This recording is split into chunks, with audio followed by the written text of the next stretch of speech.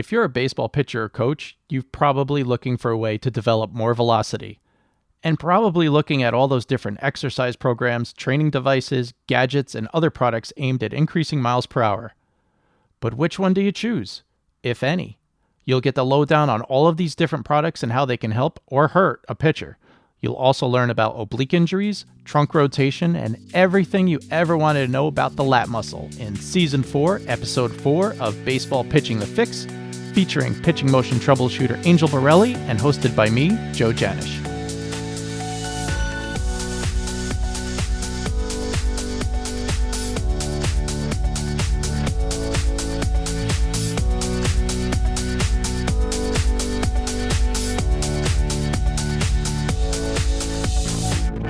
So here we are in Season 4, Episode 4 of The Fix, and I've got Angel with us. And Angel, I just wanted to start talking about a couple things. Well, first off, a little bit of housekeeping. In Episode 3, we had some sound issues, and I want to apologize to everyone who's listening because we tried to get our sound quality up a notch, a little bit more major league. And last week we had some minor technical issues, so we were a little more AAA minor league. And I just want to apologize for that. And hopefully, as we go forward, you'll be hearing us in a perfect pitch. Oh, perfect pitch! Isn't that funny? Oh, you're good today. I know. I didn't even plan that one. That one just came right out. Yeah, this bodes very well for the program. So anyway, we were talking about dead arm in our last episode, and what was interesting was right after we had our episode published, another pitcher went down with dead arm, which was interesting. Wei In Chin of the Miami Marlins went down with a dead arm, and then it was described as a tired arm. And then most recently, it was described as an elbow problem. Now, I know that Wei In Chin has a UCL issue that he's dealing with and kind of working through. He had been pitching fairly well, and then they said that he was doing a bullpen session and looked great. And then he was supposed to pitch the next day. And he said, can't pitch. Sorry, can't do it. Not feeling good. I'm feeling like I have a dead arm. And, this diagnosis went through a strange cycle over a 48-hour period. And now they're saying that it's just an unspecified elbow issue. Angel, since we've talked about the dead arm in the last episode, and it seems to be a common issue, could you kind of elaborate on what could be happening with Wei In Chin and his arm and his shoulder and his elbow? And is this all related or is this misdiagnosed? What's going on? Well, I think this is a great talking point for all the coaches out there and the pitchers out there who, if you have a pitcher or are a pitcher and you're trying to throw through an elbow injury, and sometimes you do go to the doctor and they say, hey, not enough millimeters for a surgery. We want you to rest, and then we want you to condition it and throw through it. Be prepared for it to hurt a little. So it's not like it's always insane that somebody has an injury that they're trying to work through. But with that being said, we have to all be on high alert, because here's what happens when that pitcher is trying to work through it. The first thing is the body's going to try to protect you from feeling pain. And the pitcher himself is hesitant, and they know exactly where the elbow hurts the most. And so what happens is they make tiny little adjustments to their mechanics that may not even be visible unless you're using a camera. And there's a certain pattern of errors that I see, and I see this, and I'm working with a pitcher right now trying to work through a UCL tear, and he was told by the doctor, yes, you're supposed to throw. And I have to watch him every second as we take him through the throwing program, because it's very intriguing to see how the body wants to protect you and how the pitcher protects himself. When an elbow is hurting, the joint that will change its angle is the shoulder joint. Remember, the elbow only lengthens and shortens the arm. It's a single joint action that elbow has. So whenever there's an elbow problem and you're trying to eliminate positions of the elbow that hurt, the only joint that can make a change is the shoulder. And where the shoulder will make the change, it will do one of two things. It will lower the arm, or it will elevate the arm during acceleration. You're going to always see one of those two things. If you elevate the arm, you're going to aggravate the muscle I talked about last week, the supraspinatus. It then gets tired, and then you can't feel it raising up with a good force at the beginning of the motion. Voila, dead arm.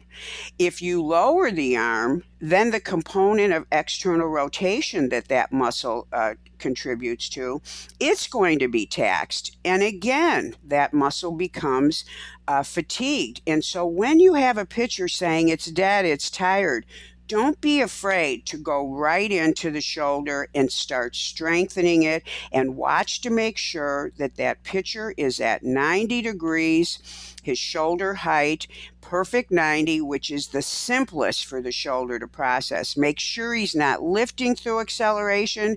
Make sure he's not dropping his arm low. And coaches, I know you guys have great eyes when it comes to the actual delivery. And if you see anything that looks strange, it's because he's compensating. And what does that do? It gets him some innings. It gets him through some bullpens, but then eventually he's back to making those little compensations, and then the next thing he's shut down.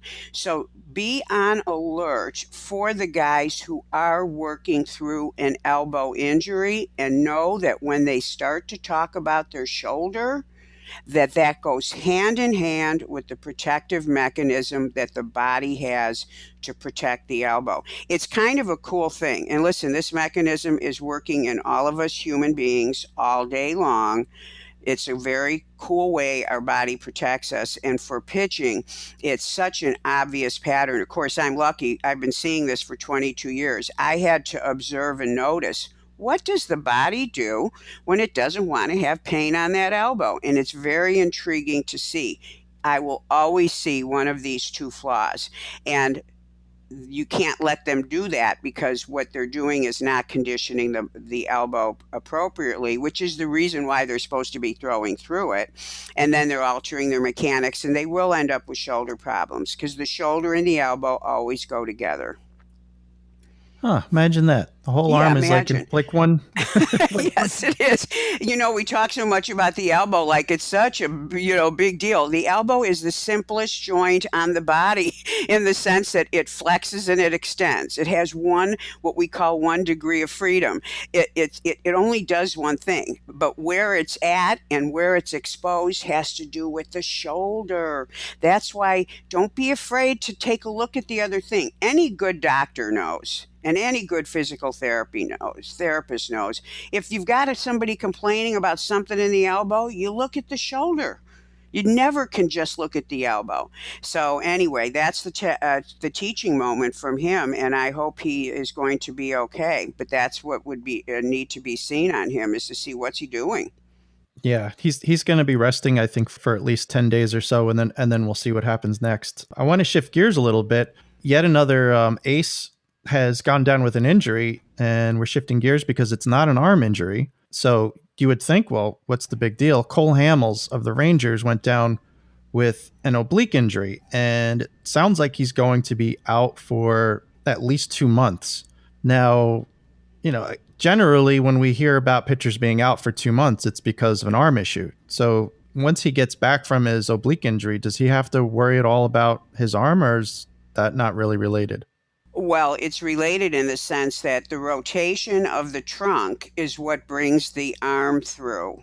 Now, if you're pitching correctly and you're teaching pitching correctly, you know that the trunk rotates at 3 different levels, and the upper level of rotation brings the arm through. The arm can't bring itself through. The trunk brings it through, and the trunk muscles that do the rotation are the obliques. Now, he has an oblique injury, probably an external oblique, but just to be thorough, there are internal and external obliques. On each side of the body, you have 2 layers, and the ones on the outside, they're what we call opposite side rotators. So, for example, he's a left-handed pitcher, and he's rotating to the right.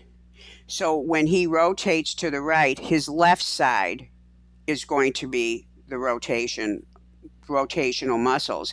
If he happens to be hurt on the right side, it's probably his internal obliques. So they would know by the location. In fact, do you know, Joe, are they talking about which side it is? I didn't even think to look at that. Yeah. Shame on me. I'm supposed to be Well, doing this research. see, you're not a kinesiologist, so you didn't even know that that would be, yeah, because most people think, oh, so what really happens is when everybody picture him, he's a left handed. So, the minute his right foot lands, his left side's going to start rotating. First, the hip will rotate, and then here comes the waistline. So, both sides are working. On the left side, his external obliques are working. On the right side, underneath the right external obliques, those obliques are working. So you've got, I mean, think about it. His whole trunk has to get around. The obliques on the left side, they're on the left side. So what's going to pull the right side? Well, the deeper muscles. So you've got both sides working. So of course you wouldn't know to look at that, but this is how, so for example, if a pitcher calls me and says my obliques are torn, I'm like, which side? And then I'm already knowing, okay, where's the issue? Where's the error?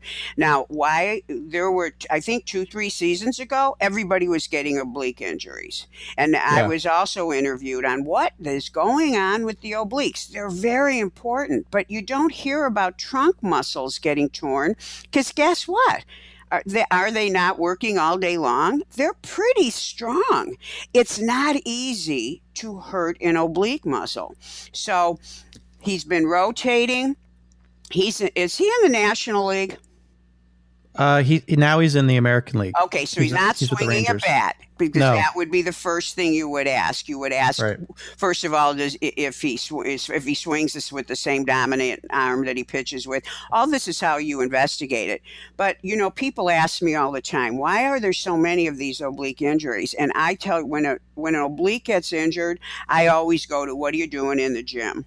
What are you doing for your trunk muscles? Because people get obsessed with their abs, and it's cool to be obsessed with your abs, but when you're a pitcher or an athlete that relies on rotation, you have to be extremely careful. So what's going to be warranted here is a conversation, trying to figure out what's going on, and then also taking a look at his mechanics. Now, he was always, I haven't seen him pitch recently, but way back in the days of the Phillies, he was somebody I talked about all the time because he was a lefty that had right-handed mechanics. He was so clean.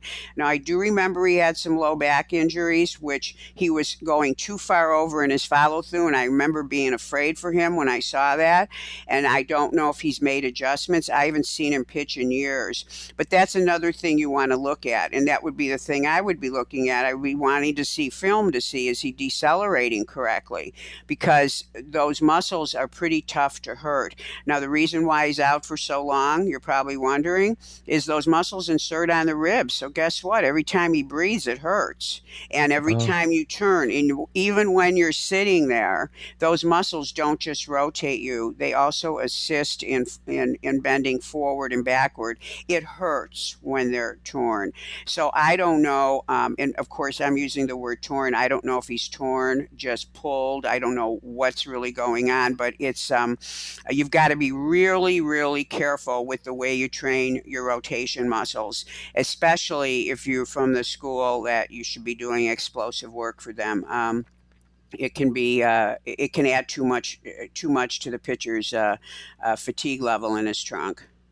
Right. Well, I cheated, and while you were talking, I quick looked, and from what I saw, he's hurt his right oblique, which is the opposite of his left hand. So Interesting. yeah. Interesting. Okay, so I would be looking at I would be looking at wow, if it's an internal oblique, wow.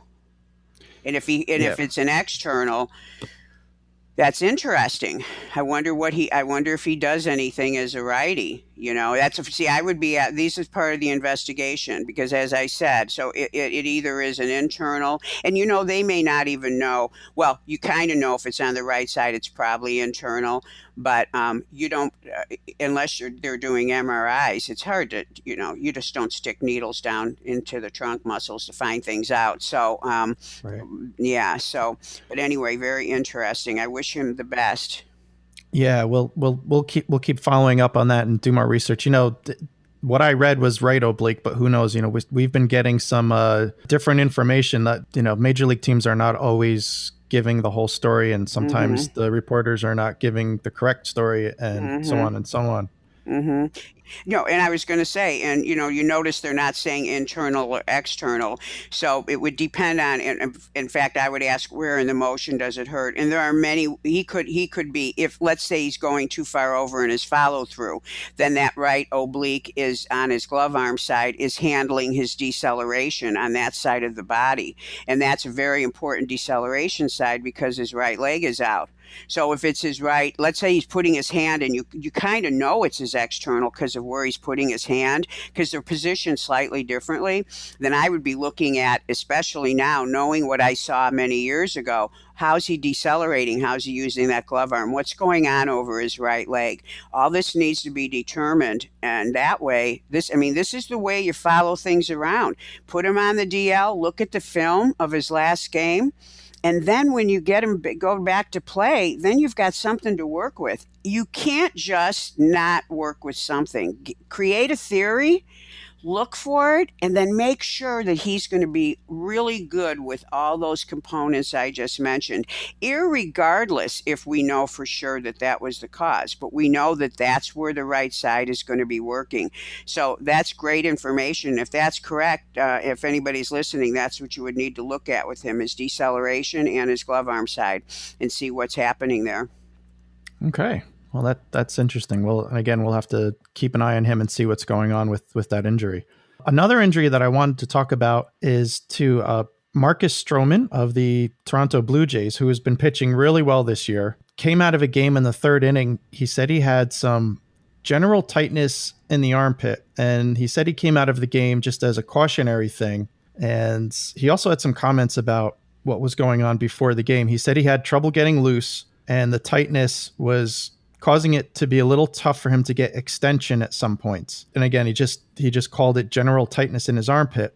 Now, he came out of that game, and then 5 days later, which was last night, he pitched again. And last night he pitched really well. So I guess I'd like to hear your take on, first of all, what could be going on if he had some tightness under his armpit, and how he could suddenly be okay in 5 days.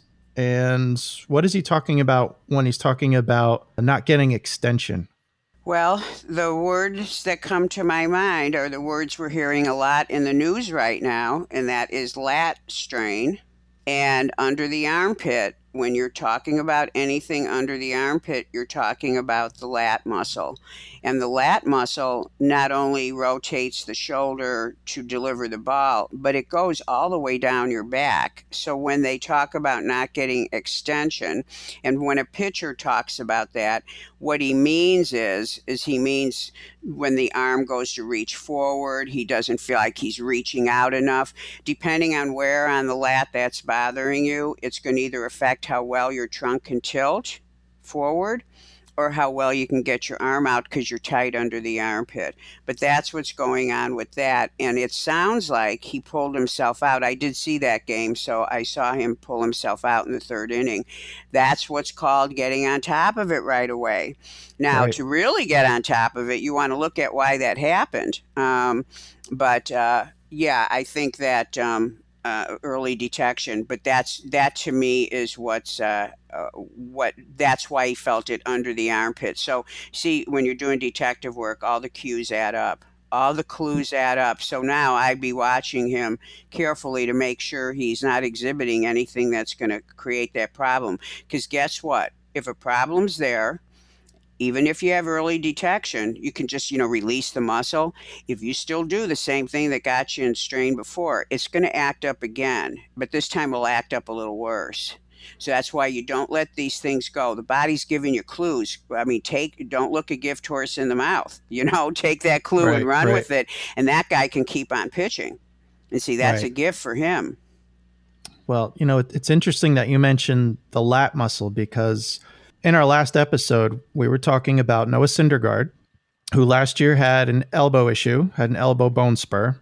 And at the time, I remember we talking about it. There was this big concern that maybe something was going on with his UCL, that, maybe he had a strain or a tear in his UCL, and the MRI came back clean. And then when you and I discussed it, you said you weren't surprised because it wasn't really an elbow issue. It was more of a shoulder issue. And no one else really took that stance. So, I guess that's the difference between the layperson such as myself and someone like you who knows how the body works. So fast forward to this year, and we were talking about his biceps issue that we talked about in the last episode. Well, lo and behold, just 2 or 3 days after we did that recording, Noah Syndergaard was supposed to get an MRI, refused to get an MRI. I don't know why he would refuse it. And he went out and pitched instead of getting his MRI. He was throwing 100 miles an hour, but came out of the game because he blew out his lat muscle. Apparently, it's the Mets are not being completely forward for obvious reasons. They don't want people to know really what the issue is. But apparently, it's a significant injury to his lat muscle. And from what I've heard, there's no relation to the bicep injury, and the bicep injury is no relation to his elbow bone spur last year. I'm a little suspicious. I have a funny feeling that all this is related. And I'm curious, how he can throw 100 miles an hour and still have an injury, with all these problems with his arm, how he can still throw 100 miles an hour. But that's neither here nor there because now he's not throwing at all. And I'm not sure when he's going to be throwing again. So I just wanted to bring that up and get your take on what was going on with Noah Syndergaard. And maybe you can connect the dots from last year with the elbow to this year with the bicep to now a lat problem. Well, let's use this as the teaching moment for this episode, Joe, because I think that this lat strain. We have a major league pitcher right now that's returned to play after having a lat strain, and we've heard lat strain before. In fact, it's funny. A few years ago, it was actually at the same time as the oblique problems. People were having lat problems. So, and everyone does ask me, why is the lat getting hurt? Because when you think of the lats, everybody, when they think of lats, pictures a bodybuilder with a wide V back. You're looking at him from behind. You're looking at the guy in the gym who's got a cut-up shirt on and he's doing pull-ups, and you see these huge lat muscles that give you that V shape right under your arm in the armpit area, and then you see that back come down into a V. That V is because that's the way the lat is shaped. It fans out from the pelvis right behind you. If you put both your hands behind your back and you touch just in the middle of each side, that's where it comes to a point, and then it fans upward out under your armpit. It does not go over the shoulder blades. It comes right under it and out into the armpit.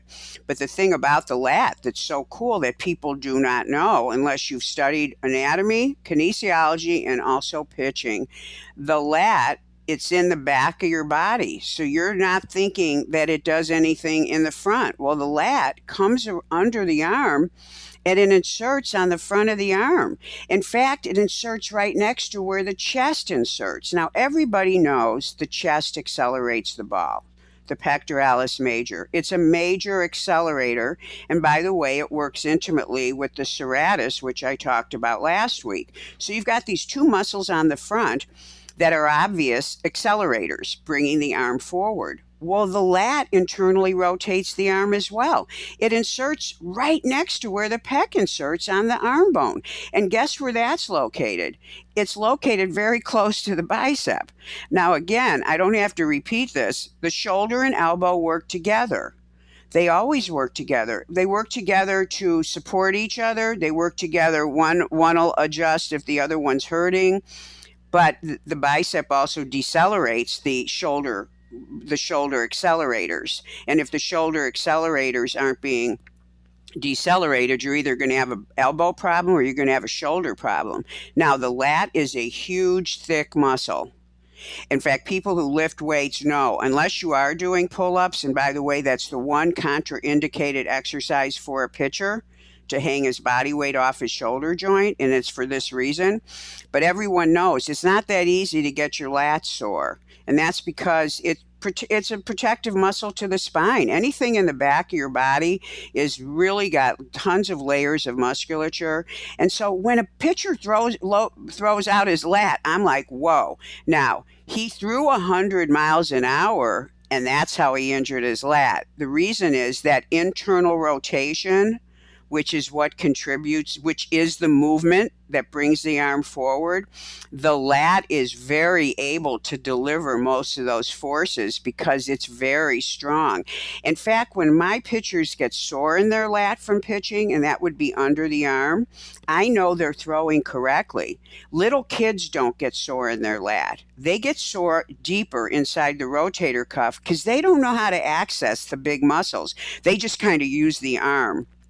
A really good pitcher, every guy you see, Chapman being one of them, if they're throwing 100 miles an hour, you see them using their lat. And they're getting that usage by pre-stretching the chest backward, and you can feel that stretch. But while you're doing that, you're also pre-stretching the lat. Now, that's counterintuitive, again, because the back is behind you, but that insertion on the arm is pre-stretching along with the chest, and boom, when it's delivered, it's got the most high velocity you can have. This is why in my work with my pitchers, I teach them how to use the chest and the back and the serratus. That way it protects the underlying muscles.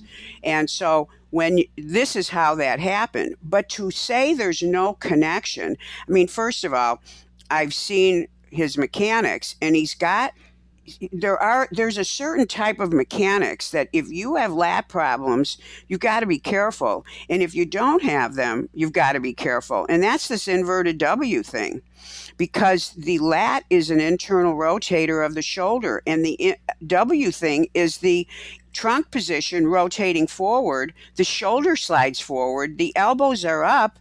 Now you've got internal rotation happening when it shouldn't be happening. Then the pitcher lands, he straightens up. Now he's not internally rotated again. Then he goes and stretches it, and then he throws. Well, the stretching and throwing is fine, but if you've already taken that muscle through a part of the motion and used it in a really strange way, in a way that it doesn't like, and then you bring it back into position, and then now you're going to ask it to stretch and produce force, you're making crazy things happen in the shoulder. And for the lat to be the thing that responds is pretty intense, because you would think the shoulder, I mean, when I see that inverted W, I know we're going to have shoulder problems. And the lat is a shoulder muscle. But for it to be the lat means there's some very intense straining going on. And when you have a bicep issue or an elbow issue, it's quite possible, and see, this is just me connecting dots, that your brakes aren't working real well.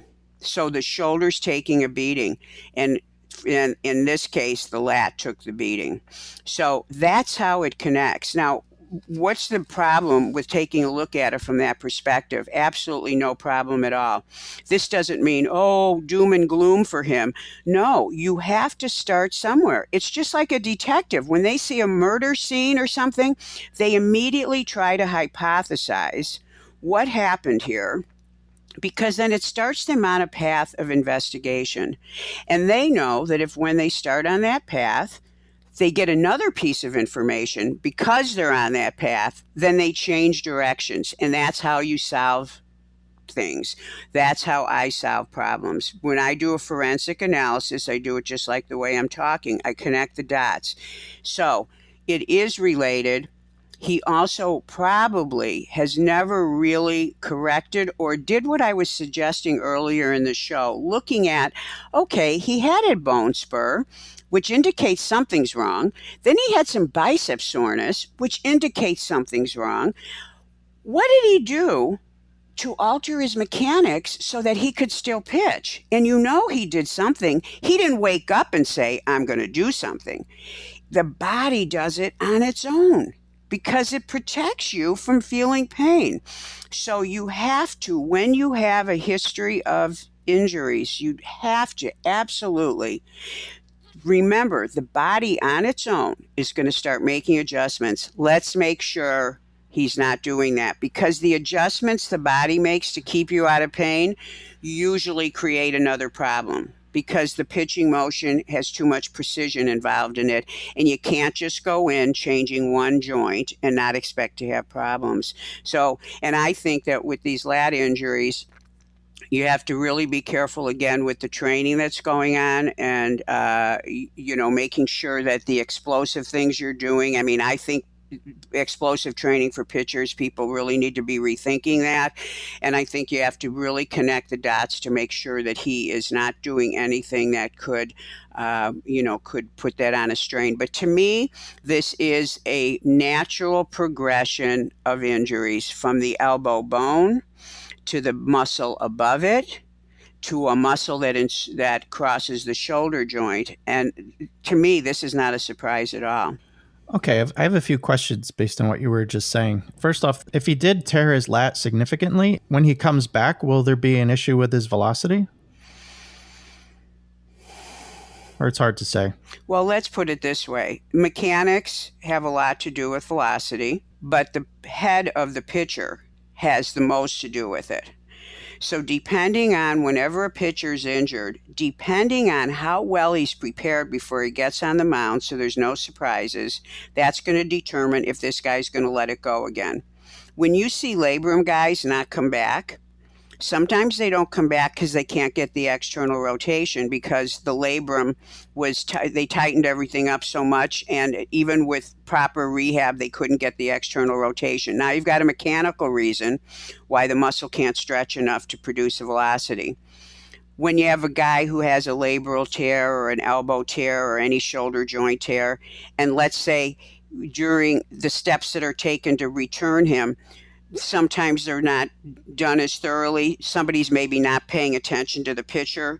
He's a professional pitcher, so he's not going to be very forthcoming. I mean, I deal with guys who they'll be honest with me because I'm not one of their coaches on a team. Sure. And when the kid is tentative because he's not sure, you're going to see a different type of mechanics. You're going to see the velocity not being produced. One of the things that produces velocity is how intense the pitcher can be on a neurological level.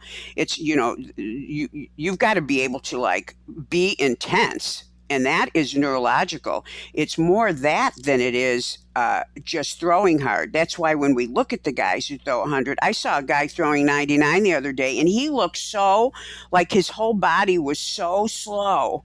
And even when he delivered, and when I saw it was 99, I'm like, wow. And that's just because he's got a fire inside of him. So the injuries affect the fire, the mechanics, depending on scar tissue, etc. And we're going to hope it's not. Are they saying it's actually torn now, or is it a strain? I don't think they're being complete. I think they're saying that it's a slight tear or something like that. Yeah. Well, his whole complex, because like I said, the location of the attachment, and of course we don't know exactly where it's torn, but regardless if we're speaking accurately about him because we don't have the facts, these are the things you have to be concerned about with the lat muscle.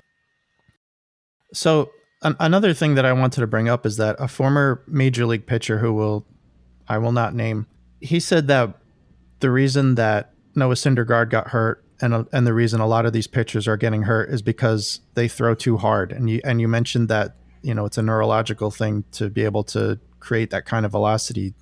Is there anything to that? The fact that these guys are throwing too hard and they should maybe be dialing it down and not throwing as hard? Like instead of always throwing 100, maybe he should throw like 92 or 93? I laugh when I hear this. Now, here's the part about it I agree with. There's a part of it, I'm going to say it differently. When you try to throw hard, you can get injured. I've said this before. Anybody who listens to my podcast knows that I believe this. And of course, this is the work I do. So of course, this is what I believe. But I got into this type of work because of this belief. Velocity is a product of a whole lot of other things. The minute you try to make it the thing, you start losing sight. And when you lose sight, you pay a price. You pay a price with mechanics. You pay a price with other things, location. You can pay a big price when you just say, I'm going to throw this thing as hard as I can, particularly when you don't even know, well, what would you move faster if you wanted to throw harder? Trust me, anybody out there, this would be interesting for you. Go to the field today and ask 5 pitchers, pull 5 aside, and just say, "Hey, if you wanted to throw harder, what would you move faster?" And you will probably not hear rotation even once. And rotation is the angular velocity that delivers the intensity to the shoulder. And that starts when the front foot lands. You're not going to hear a pitcher know that. He's going to say, "Well, I'll move faster downhill, or I'll throw." They will say the most interesting things. So chasing velocity. So he's right in the sense of trying. If he said trying to throw so hard, he's correct. But when you're talking to a power pitcher, the degrees, this is why and they've done research on this. If you tell a pitcher to throw 70%, when they measured his effort based on, they were doing stats, he's really throwing 89%. That's why we don't in rehab say, "Oh, throw 50%. You can't do something fast in a slow way, even if you try to slow it down. But when you slow it down, you change the skill. And so telling 100-mile-an-hour pitcher not to throw hard is really difficult. The body modulates its intensity. It's why the bullpen has a natural progression of velocity. So when I'm looking at a pitcher, I film him at the beginning because I want to make sure there's nothing really bad going on, especially if he's coming off an injury. But I'm not looking at that as the, take-home message for the day. I'm waiting until he has exceeded his warm-up pitches, because that guy knows very rhythmically, and his body knows when to let it go a little more. And that, by the way, is the difference in a starter and a closer. It's why if you're a starter and you try to be a closer, you might not be able to bring it right away, because your body's on a different rhythm with how quickly it warms up and how quickly you can turn on that fire that I talked about, that neurological thing. I mean, some guys need to go with a 40-watt bulb, and then they go to an 80-watt bulb, and then they go to a 120-watt bulb. Some guys, they blast it with 240 watts right away. That's the difference. And people are wired that way. You're wired that way mentally, psychologically, and physically. So trying to throw hard, yes, problematic. Throwing hard, listen, he developed himself to get to that place. So I think that he's right on the track that what they're doing to throw hard is possibly the problem. And that actually, Joe, could lead us into the last part of the podcast, if you're cool with doing that, because I want to talk about some of the ways that pitchers do try to throw harder, and that's what could be causing the problem. So this pitcher who mentioned it is on the right track with what he's saying. This intensity about, I want to throw harder, and that's all they're thinking about. Did you ever hear a pitcher say, "God, I want to throw more efficiently. Geez, I want to use my legs better"? No, they're like, "I want to throw harder," and they don't care how they do it. And there's reasons for that. And the world is filled with options for those types of pitchers, and which I want to address in the last segment. Well, you're stealing my thunder, Angel. I was going to naturally segue right into it. Oh, I didn't know that. Well, that's all right. Okay, go ahead.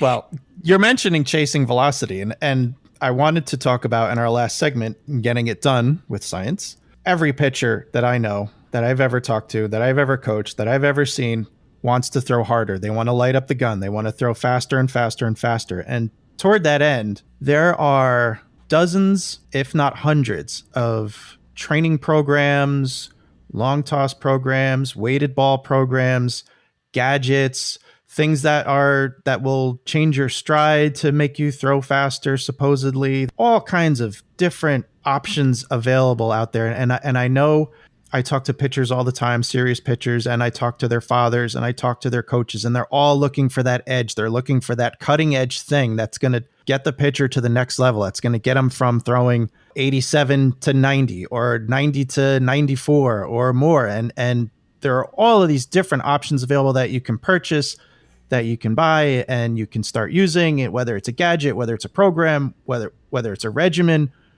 So I wanted to bring it to you, because you're someone who works with pitchers who throw in the 90s, the mid 90s and more, and have worked with a number of these pitchers, and you know how to develop velocity. So I thought that maybe you could give us an idea of which of these products and programs, if any, would be best for developing velocity. Well, I get more emails on this topic, and usually it's got a link, and it's a link to something, some type of tool or strap. I have seen feet being strapped down, hips being strapped down, arms being connected to the hip by a strap. I have seen the most interesting things cross my desk because people say, what do you think of this? Should I buy this? Will this work? Or this is what my son's been using. And then I'll have pictures. I work with pictures from all over the country, and I'll have a parent call saying, my son's blah, blah, blah. Can you help us with this? And I say, well, what's he been doing? And they'll send me some random video. And the things that I see the pitchers doing, which are, of course, designed to throw hard, but look nothing like pitching, I look and I go, wow. And so this is a question I am asked all the time. And I really feel like, my role is as an educator. And I always, as coaches know, and pitchers know, I always believe that you really need to know your own philosophy and your value system in order to make the decisions. My job isn't to tell you, don't buy this, don't do this program, do this one instead. My job is to give you things to think about that you may not normally think about in order to make an effective decision for your team or for your son or for your own arm. And, I know who I am. My job, my work is in empowering a pitcher. I'm from the school with my pitchers of it's not what you do, it's how you do it.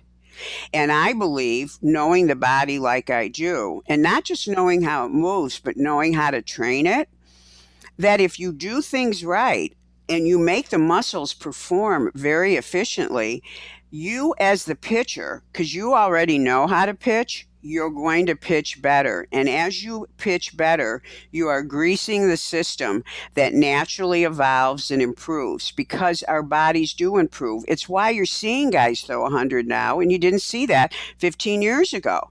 That's because there's this natural level of improvement that occurs when you start hitting certain systems. You can't control it. The body goes on its own. That's why what I was just referring to, you can't tell a pitcher, oh, pitch slowly. It doesn't work that way. So know what camp you're in. Do you care if the pitcher is doing a program or using something that teaches him maybe nothing about the motion, maybe doesn't even look like pitching, but it's somehow making him feel like he's going to throw harder? Is that okay with you? And if it is, then that's something you need to know about yourself. If it's not okay with you, if you come from the camp where, no, you know what? It doesn't look right to me. Something looks funny here. I don't like how sloppy he looks when he's doing that. Then you know that that's a tool that you're going to use, the tool being your thinking process to not use that gadget or that implement that's going to help the pitcher. Now, I am a believer in putting the pitcher in the driver's seat. But see, I know how to do that. So when I look at all these things, people say, you must hate this, you must hate this. My job isn't really, and this is something you learn when you work in the field of science. My job is to look at things in sort of an interesting way. And my first thing is when I see somebody, for example, there's this thing out where you put it on the rubber and it's a piece of wood or something. I've never seen one. Actually, I saw somebody using one, but it was a softball pitcher. And it kind of flips the foot so that your foot goes into the stride. Well, when I looked at that, I went, wow, people really don't know how the stride is created because the stride is not created from what the foot does. So I'm like, that's how I looked at it. Wow, you know what? My work is important because I teach my pitchers how the stride happens, what muscles actually do it. It's the hip, not the foot. So the deal is, when I saw that, I said, wow, when I see these programs where they have pitchers doing insane things, I can't remember exactly what I saw. And I'm not saying this is a good program or bad, but this kid was only about 15 feet from a wall. And I think I saw him. The video was weird. I think he was in a 3-point start, like he was going to run a 40. And I think he bolted out of that position. I believe he turned around completely and then he threw the ball. So right away, the first thing I said, which is what I would want you to say to yourself, is, wow, what is that actually teaching him? Well, guess what it is teaching? It's teaching that intensity factor. If he's going for broke at 15 feet, he's teaching that neurological thing. He's going right in and turning that 240 watt bulb. That's cool. But what's he not getting? Well, he's going so fast at the beginning of that drill that he has to actually slow down at the moment when a pitcher needs to speed up. So he's not being taught anything about the timing of when you apply power in pitching. Okay, so you check that box. Okay, not getting the timing factor. And guys, by the way, as a troubleshooter, most errors in the pitching motion are timing issues. So I'm always afraid when I see something that changes timing for a pitcher, any drill, anything where it doesn't look natural, because that's where they go wrong first, especially an injured pitcher. His timing gets off. So if I see something that disrupts timing, if I see something that is so explosive at the beginning that the pitcher's out of control when he throws, then I know he was working on balancing and not falling. So all the bigger muscles, like I was talking about with Cole Hamels with his trunk, etc., they're busy keeping him from falling over. So guess what he's throwing harder with? His arm. And when a pitcher throws harder with just his arm, the elbow usually is the thing that takes the beating, and then of course the back of the shoulder. So if I see something that has too much momentum going on, not the momentum you see in a pitcher. In fact, I don't use the word momentum. That is something that people throw that term around. The pitcher stopped, he's standing there, and then he moves very controlled down the hill. I don't see all this crazy energy going on. And so when I see something that does that, it scares me. When I see a kid being strapped up to something, let's say you're trying to teach him how to use one part of his body, but you don't really know yourself how that body part's used. But let's say you have him strapped up to something, but it's affecting the rest of the body where he's connected to. So yes, you're getting him to maybe do something with his rear leg, but then the way his follow through looks is being compromised because he's all strapped up. Well, then that's not good. What about a strap that says, in fact, I had a pitcher ask me the other day, his arm angle's too long. He says, Angel, do you have anything you could tie my arm up with to teach the angle? And I laughed because that would not teach. See, that's an oxymoron. It would not teach the angle. He has to learn how, see, in pitching, you have to learn how to feel the angle that you need to be in. Then you need to know how to arrive there. Now, I hold his arm in place, and I have my ways of making him feel it. So he has to be kinesthetic. Pitchers have to be kinesthetic. But if you've got straps on someone and it's forcing something, the pitcher's going to be still in his pitching folder, just pitching and not really learning how to retain that angle. And again, I'm lucky because of the work I do and my background. I can teach the muscles that use this, and then I take them in the gym and I teach it. So when you are looking at these gimmicks, you want to look to be sure that when you look at it, it looks like it is honoring the characteristics of the pitching motion. And also, in my opinion, it needs to be honoring and respecting the pitcher and the language he needs to be developing about his own motion. Now, that's if you're in the camp of where I'm kind of at, which is the risk and the reward. No risk. There's a better way to get this done. But if you're in I don't care how it looks. I want him to throw hard, and I believe in that intensity thing. And this is the way I want him to get it.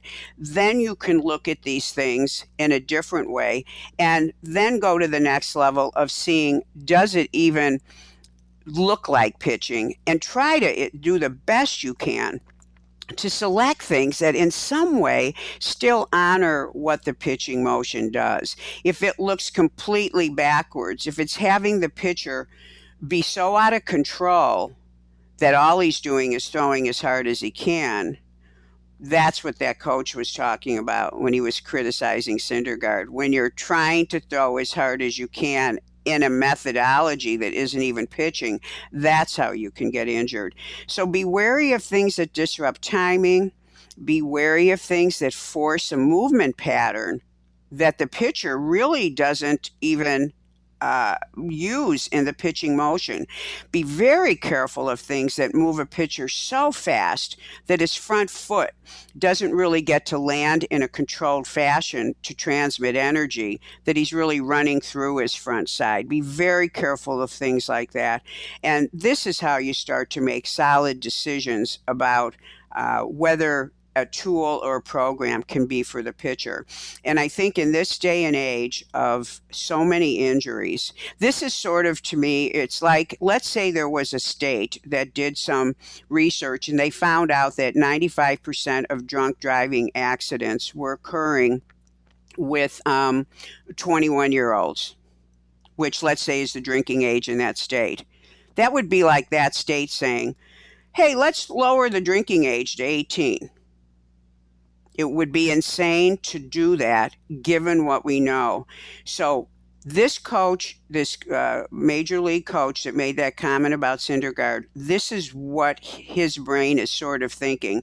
Why are these guys doing things that could be harming them to try to throw hard, when if you throw hard and you develop that in a natural way, you're not putting excess stress? And the other thing that's so important, Joe, that no one thinks about, and guys, if you are out there using programs, and I'm not saying you should or shouldn't, I just want you to make the decision knowing everything that's on the table. Please know that you have to recover from those bouts. I have a high intensity throwing program I use. It's a 60-foot program. I'm always involved in exact motion and exact specificity on every level. And this is involving 25 throws, and it's 60 feet. And it's seven different sets of things. And they're getting 2-minute breaks between 3 reps. They need a day of recovery from that. And how do I know this? Because when I implemented the program last summer, I'd say to my pitcher, I want you to do it, and then I want you the next day to tell me, would you be ready to do a pen? And we found out that the formula is, okay, I've got a pitcher doing it today. He's going to be off tomorrow. He's going to pen on Thursday. They can't go out and throw that intensity the next day, because if your program is good, it is taxing the nervous system and the muscles in a way that they need recovery.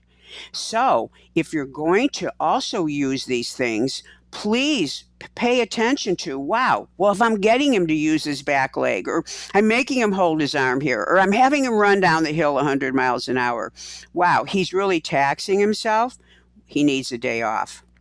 So please don't use these things before they pitch. Start to put it into your plan in a different way and do some thinking about it and look at it and let your insides tell you, does this even look good? And that's how you make decisions about all the different programs that are out there. And by the way, the better you can teach a pitcher how to do something, the better he's going to learn it. Give pitchers something to bite their teeth into. That's my philosophy. Teach them about the one thing they know the least about, which is how their body moves. They already know pitching. Teach them what they don't know. And when you take something that a pitcher doesn't know, and then he knows it, he elevates himself. And Joe, you're right. My pitchers that I worked with, they're throwing in the mid 90s, and we never ever did anything explosive or anything unusual to get them there. We built their bodies to be more forceful, and therefore it can contract. And it's, no different than when you squat or you do a clean or a snatch and you want to lift more weight. You train to do that, but you train doing what it is that you want to do better. You squat more, you clean more, you snatch more, and that's how you get improved performance. This is really good stuff, Angel, because again, every pitcher I know is looking for more velocity, and I think a big part of it too. You touched on something very important is to teach the pitcher how his body moves, and I think there's a big disconnect because unfortunately, most of us baseball pitching coaches don't really have the background to understand how the body moves. But some of us kind of have a visual in their head of what the pitching motion is supposed to look like, and then they may come up with some kind of contraption that attaches to the body so that in the end he kind of sees that image that he sees in his head from the pitcher.